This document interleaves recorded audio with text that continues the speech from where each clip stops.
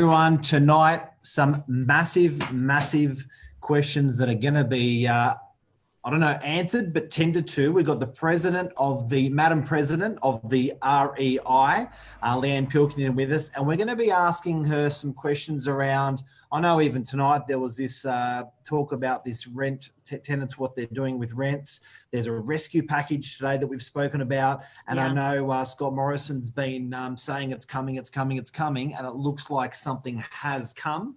And here we are, Leanne. Thank you so much for coming on. Yeah, thank you, Leanne. Absolute legend. I was just saying, I'm sure you didn't have anything else better to do tonight. No, absolutely. No, not a thing. Good to see you guys. Yeah, good to see you too. Thank you so much. So, Leanne, everyone has been talking about rent relief. Look, we within our business, we manage a very large rent roll. We're managing over 1,500 properties, residential and commercial. We've been inundated. We've been smashed the last couple of weeks. I bet. And, you know, we've basically been saying to tenants and landlords, guys, please just wait, hold on, it's coming. What's going on? Where are we at currently? Today, we've had some new info hot off the press. We have, and the government has announced a $440 million package, and it is basically off the back of land tax relief, split 50-50 between commercial and residential. And that's all well and good, but the reality is only 16% of landlords actually pay land tax. So that's 84% of landlords who are not getting any assistance from the government yet are going to negotiate with their tenants, or the tenants that actually are facing hardship. And that's a really important thing to be aware of. The tenants are going to have to prove that they are facing hardship. They are going to have to prove that they have had a 25% loss of income. And that is net, and that is after any government assistance has been accounted for. So there's going to be quite a bit of work to do to actually work out who's entitled to even negotiate with their landlords and who's not. Okay, so by the benefits, you're referring to the JobKeeper/job seeker, are you? Is that what you're referring to? Yep, absolutely. Okay. Yeah. And how does a tenant prove these hardships? That's the question that a lot of people have been asking, including our property managers. How do they do that? Sure. So they need to provide the property manager or the landlord, if they're negotiating directly, with what they were earning before, proof that their hours have changed or that they have lost their job, and then and then they can move forward from there. Okay, so basically, and this is for landlords who are having their properties managed. I don't know what happens there. I guess with the self-managed ones, the landlord sort of, you know, has to be the tribunal member, I guess, themselves. That's right. But at the moment, the property manager is almost like the tribunal member, right? Yeah, it really is quite challenging. However, at least we've got a framework now, right? At least we all know what the rules are, and we can move forward. We can move forward from there. And if the landlord and tenant via their agent, a Bible that they're going to be. Sorry, go on. It's a little bit of a Bible what they've put together, and everyone's going to be going back to that little Bible, aren't they? Yeah, sure. We actually haven't seen the regulations yet, so there is more detail to come. And what needs to happen now is that everything needs to go to the governor. That will happen on Wednesday, and so after Wednesday we should have more detail around exactly what we need to do. And so I would expect come Thursday we'll be able to see that. Okay. So this is confusing for me. There seems to be, like, for instance, I've got on my iPad just here, fairtradingnewsouthwales.gov.au. They've released a whole bunch of information and around flow charts and stuff like that. Yeah. So this is stuff that's proposed, is it? Well, it needs to, the law needs to be written around it. So this has been proposed, and now they've got to actually put the regulations and the detail around what's been proposed. So guys, just to be clear, and Leanne, if we can just get some clarity around it, what is being passed now is usually something that would happen in government over months, maybe years, right? Totally. And these, I mean, you know, these guys are having to rush this through within a matter of days/weeks.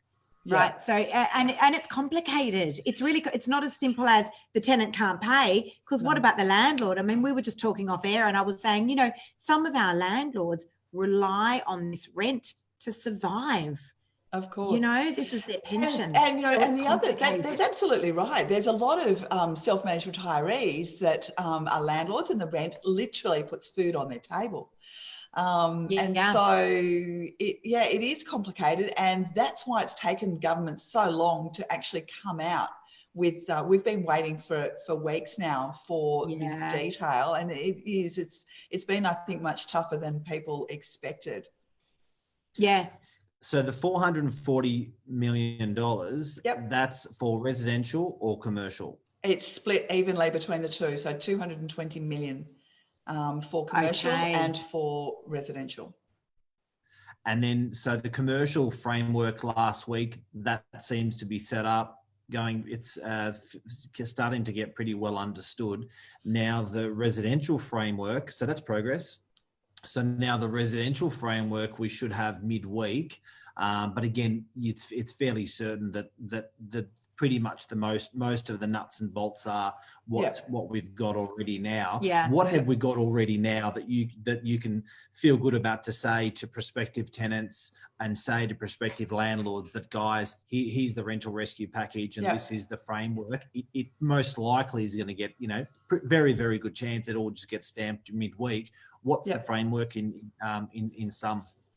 Well, yeah, certainly I don't expect any major changes. I think that we will just get the detail. There's a lot of questions about what it all means, and that's what will be made clear after we hear from, like, after it goes through to the governor and everything gets rubber stamped, if you like. And certainly the same will happen with commercial, I believe, on Wednesday as well. So we've got the commercial code, but there are still a lot of questions that can't be answered until we get the regulations, and we won't get the regulations until after Wednesday. So what we know for sure right now is that residential tenants need to prove that they are facing hardship, and hardship is a 25% reduction in income, net income, after you take into consideration any government assistance. So what happens is you prove that, then you speak to your agent. Your agent needs to negotiate with your landlord. If you can't come to an agreement between the landlord and tenant, then Fair Trading have got mediators that will help try and find a resolution. If you still can't come to an agreement, then it will go to NCAT and they will enforce a solution. Okay. So at no stage, though, must you just stop paying your rent? No, that's a really good point. Yeah. Right? Because we've had a lot of tenants that have called up and said, lost my job, can't pay my rent, you can't evict me. No. Okay. And so what tenants need to be really aware of is that they might stop paying. If they stop paying rent, that doesn't mean that they lose the obligation for that rent. So even if you negotiate a rent discount with your landlord,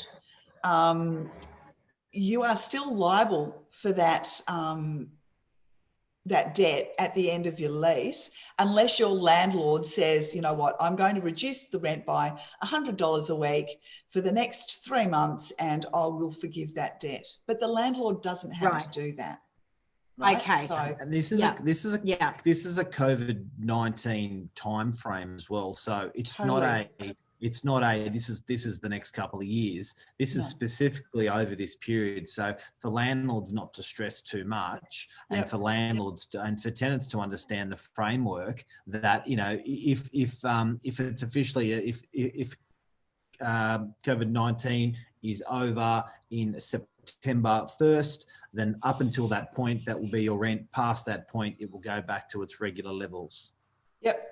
Yeah, absolutely. And so we need to be very specific in our negotiations with tenants and landlords, so everybody is very, very clear. And also very important to note to our landlords that they can't just assume that their landlord insurance will kick in and cover them for any loss, because you need to, every landlord insurance policy is different. And you definitely need to be getting advice from your insurer to be very clear on what you can and can't do, because a lot of the landlord insurance policies will not cover. No, that's right. Yeah, and correct. Leanne, I'd love to know that figure of how many landlords have taken this sort of insurance out, because it's not mandatory. And I think sometimes tenants, they think, well, you know, of course my landlord's got insurance, but I would say probably it would be less than a half of our landlords would have that form of insurance. Yeah, right. Will it be claimable? And interestingly, you can't. I think there's only one insurer that will still take insurance policies, and they're sort of cutting it off in minutes, literally. Yes. We heard that as well. Now, Leanne, what happens with the people that with the tenants rather that want to break their lease? Like, are they able to do that if they can't pay their rent? Are they entitled to break their lease without any penalty? Because of course, right now we know that there are break lease penalties in place. Yeah, actually, that's a great question. I've not heard any changes to the break lease penalties at all. But I will. I am, as we speak, writing a list of questions to ask Fair Trading tomorrow. And I will ask that question. But as far as I'm aware, there have been no changes. But obviously, we did have changes to break lease come in on the 23rd of March, as you would be aware. So, just practically, from a practical point of view, when we're talking with tenants and landlords about this, our advice to our landlords is, look, you know, if you can find a workable position to let the tenant leave and not hit them with potentially with a break lease fee, maybe that's in the landlord's best interests. Sometimes, rather than, you know, particularly when it comes to commercial, rather than a debt that's looming over a long period, maybe it's better just to sort of shake hands, part ways. So I think a little bit the official framework, sure, but I think the practical framework is you probably as a landlord, I'd be trying to do a deal to say, look, go. Completely agree with you. I think that's a really, that's a smart way of dealing with it. And okay, so just to clarify, so it sounds like that it still is a little bit of a work in progress. It's critical that tenants do not stop paying their rent. It's critical that tenants speak with their property manager. The property managers are on the front line, real estate front line, as I'm calling it. So, you know, they're the ones that need to do a lot of the mediating at the moment between the tenant and the landlord. Tenants cannot be evicted, but they must not stop paying their rent. I think that's been the biggest thing, because there's been, you know, some tenants obviously that have gone through or are currently going through hardship, and we understand that, and of course we sympathise with that.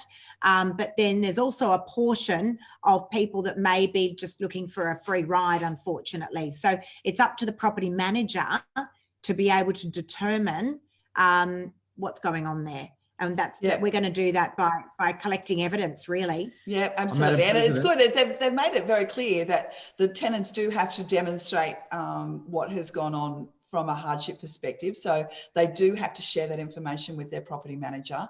And, you know, the majority of landlords that I've spoken to are actually happy to try and get a workable solution. But, you know, this is hitting everybody, right? Well, where possible. And I think that was always the message right from the onset from the government. That was always the message that, you know, we're all in this together. So there's going to be a little bit from here and a little bit from there. And that's exactly what is taking place here. So it's a little bit from the landlord to the tenant, you know, because of course the landlords still get their own bills to pay as well. I think Mark's eagerly waiting to ask a Madam question. President, I've been waiting to ask you a question, Madam President. Madam President, what's been in the last 2 weeks your most difficult challenge? Good question. That's a great question. I think just dealing with... I'm fine just to ask that question, just leave it there. I just wanted to... just dealing with the misinformation. And so everybody's got a friend who's got a contact who knows. And so just trying to filter through all of that And what I've been trying to do over the last couple of weeks is just cut through and provide the right information. And sometimes the best information is actually, I'm not sure. And I'm not afraid to actually say that. But yeah, that's probably been the biggest challenge, is to get the right info. Misinformation. I've got to say, it's funny that you say that, Leanne, because that's been not the issue, but that's been the one thing. Mark and I keep coming back to the core. So, you know, we've got 50 staff, we're managing a lot of property, and we just that's been the answer right from, you know, when all of this first came about. We just kept saying, guys, we're just dealing with the facts. Wait for the government. Wait for the government. Deal with the facts. Because, of course, that's right. Someone knows someone. They've got a real estate agency in Marrickville. They heard this from Donald Trump. You know, it's like, let's just wait and deal with it. And look, this is precisely why we vote people like you in the REI, and we vote, you know, Scott Morrison in to do what he does. Like, love it or lump it, you know, Liberal or Labor, like, these guys are the leaders of the country. Let these guys lead. And I think all of those whispers that you're managing and we're managing internally are like, we would have had thousands and thousands of calls and emails just internally. Never mind what you're getting. Wow. You know, just with all that misinformation. But I do have a couple of questions from our viewers that I wanted to ask you. Okay, like Chinese whispers and Mo, yes, absolutely. All right, where are we? A 25% drop in income. What happens if there's 2 or more people on the lease? One has dropped and the other, what happens there? Awesome question. Wow, that's a really good question. Yeah, that is a really good question, and I will take it on notice. You would make the assumption that it's a 25% income drop across the board, but I don't know. But I'll ask the question.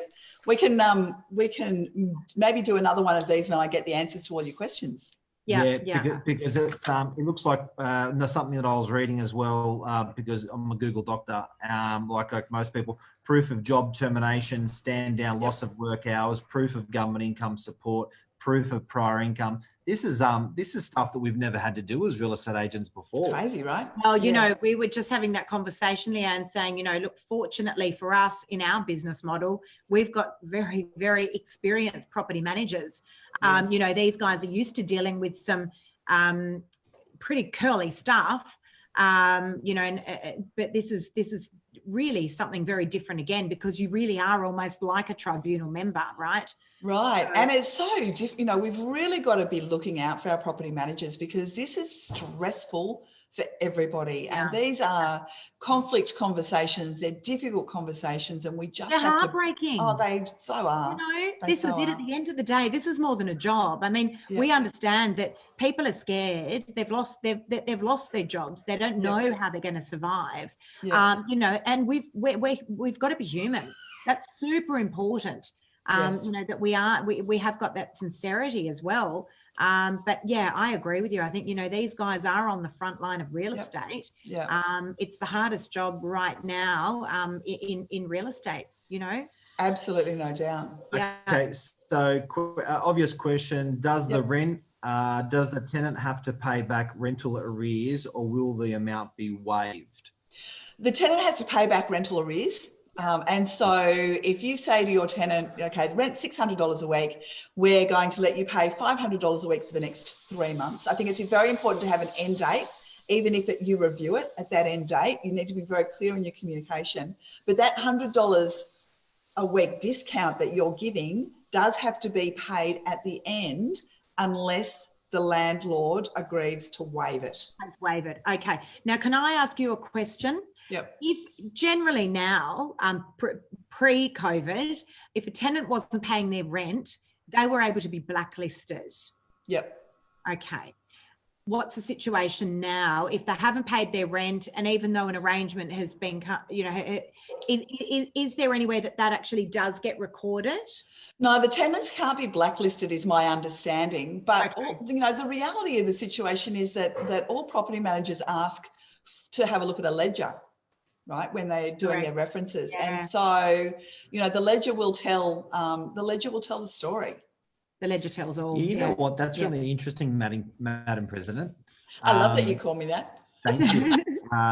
It was interesting because I was interviewing a leading mortgage broker during the week, and he said, which I felt pretty bulletproof, and I felt like I had this indemnity that I could freeze my mortgage for 6 months. And something that he brought up was this is after looking back on COVID-19, looking back, he's saying there's no reason why a bank wouldn't consider your conduct in that period as a benefit to them, or as a good payer in hard times. And I said, what do you mean? And he said, well, yes, the government said that it can't be held against you. Yeah. Right. And I said, sure. But the government didn't say it can't prop you up. So there may be, for mortgage payments, there may be some sort of internal system that the banks have to go, this guy was great through COVID-19, didn't miss a date, didn't even ask for a rental freeze, and he paid well. Let's advance him a little bit more money because this is a safe bet. This is a good operator. So I thought it's interesting because suddenly, it's like if something adverse, you know where I'm going with that? I do. And also looking past all of this, I can't help but think that if you're a landlord and you do see a ledger where the tenant was unable to pay at a certain time, you'd be nervous, right? That would make. You'd certainly ask questions about what happened, right? Yeah. You would certainly ask questions. But the whole bank conversation, Mark, is a really interesting one as well because, for example, I know I've got someone very close to me who has got an investment property in Queensland within a hotel. Right. And so shut down, no income for the foreseeable, but who knows how long. And so, yes, the mortgage has been put on hold, which is awesome. But it's also that 6 months mortgage holiday has been added on to the end of the loan. And so that 6 month mortgage holiday is going to cost her an extra $20,000 over that mortgage. And so how much are the banks really helping? I don't know. There is no free ride. So we had this conversation the other day. We had Tom Panos on early last week, and we were talking about that, and we were saying there's no free ride. The thing is that with all of us in real estate, we're fumbling through trying to work out this legislation because we've never had it before. Sure. With the banks, they pull out their book of, okay, what happens when the person can't pay? Right. And it's all there. They've got it all written up. The hardship manual was always there. Yeah. Right. They've just had to, they're just pulling it out now and referring to it. They've just scaled it. It's always been in there. If someone was under hardship, they could put pauses on their payments or holidays on their payments. But I think we all need to, band together because everybody needs to share the pain, right? The landlords, the tenants, the agents, all of us are sharing it. I think the banks need to share it as well. And so that will certainly be something that we're going to put some pressure on moving forward, is to actually have a good hard look at what the banks are actually doing and what else maybe they can and should be doing. Well, that's exactly right. I agree. I think that, absolutely that needs to be happening. But let's just recap if we could. Can I have one more question? Yeah, all right. Let him have Only if you call me Madam President. I'm Madam President. Madam President. There's two questions there. Sure. I'll ask one first. I'm a landlord, but I can't afford to provide a reduction in rent. Yep. True story. Yep. Yeah, and I'm sure that there's a lot of people in that situation. And I think if I can, the hard truth is I think you're going to be forced to. I think that is the reality of it. However, if you can't afford, if you genuinely can't afford it and your tenant genuinely can demonstrate hardship, fair trading will get involved and mediate between the two of you. And if you cannot reach an agreement, then it will go to NCAT and that ruling will be forced upon you. So is it possible that the landlord's got the same rights as the tenant? So can the landlord say, well, I've lost my job and I've lost not just 25% of my income, I've lost all of my income. Absolutely. The tenants, they both lost their jobs. So, and only one of the tenants lost their job. So would that be considered in a tribunal? You would assume it would have to be. You would assume it would have to be. Not only that, there's a portion of people that are just completely falling through the cracks, right? Yep. That are not eligible for either job seeker or job keeper. Yep. We're located northern beaches of Sydney. You know, we're dealing with a lot of people that were casual workers, you know, maybe weren't with the same company for 12 months. Yeah. You know, there are people that are just falling through the cracks here, and there doesn't seem to be any financial assistance for these guys at all yet. I don't know if that's still to come. Yeah, and I don't know if it's still to come either, but I have to, I mean, I know how difficult it is for us to really manage all of this just in the real estate space. So I can't even imagine how hard it is for the government to be dealing with this in every different, you know, permutation that they've got to deal with. It's just, Agreed. you know, unprecedented. They're doing a as we know. phenomenal job. Yeah, Absolutely they are. Phenomenal job. They So are. look, if we can just recap again, just for all Sure. those people that have tuned in a little bit late. Sure. So guys, talking about rent relief, what's come through today, we've had some new bits and pieces that are coming through, still trickling through, Leanne. We're waiting to hear. We understand that we'll have a lot more information come Wednesday. But right now, guys, you do have to pay your rent. Right now, if you are unable to pay your rent, you need to speak to your property manager. Your property manager will then try and mediate between the landlord and the tenant. But, you know, look, when you sign the lease, unfortunately, that is a contract.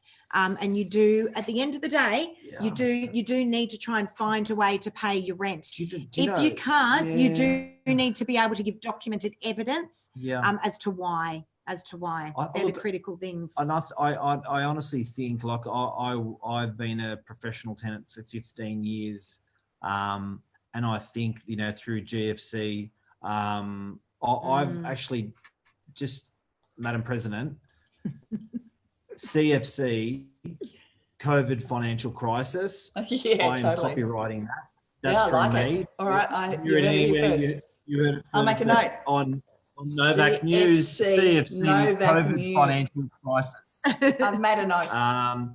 But you know, as a professional, like, I think you've got to, I think in good standing, I do you know what I mean? Like, I think as a landlord, you've taken a risk, you know, having an investment property. As a tenant, you've taken a risk. Everyone's got the risk, but I find it, particularly with commercial rents, I just find it pretty hard to understand. You know, as a landlord, you're almost going to have to pick the industry that you're going to have to back an industry more than backing a tenant. Now going into, I never thought that would happen. You know, it's changed. Yeah, it's crazy, isn't it? And I feel pretty righteous sometimes about it. I feel like, hang on a sec. Well, that's, you know, that's, if you've taken the risk, you know, you got to share. Then you're not going to share in the tenant's wins. Why would you share in the tenant's loss? Do you know what I mean? Like, a landlord's not going to stand there with his hand out and say, okay, great, business has been great. Now I'm going to tap you on the shoulder. But now, oh, well, they do if you're a retailer with turnover rents, they do. If you're Westfields, they do. Yeah. That's the art of the contract. But, you know, interesting. Yeah, very interesting time. Yeah, all absolutely. right. Have we got any other questions there? Just quickly before we let Leanne go and get on with the rest of her. Jeff Luby loves the leopard that you're wearing tonight. Thank you so much. I have actually got matching pants for this jacket. I mean, you know, that's a bit much, right? Could be almost camo. Army camo for the event. Always in beautiful bright colours. All right, so GFD, Global Financial. A lot of extra work out there for property managers. Yes. No doubt about it. But at least we've got a job, right?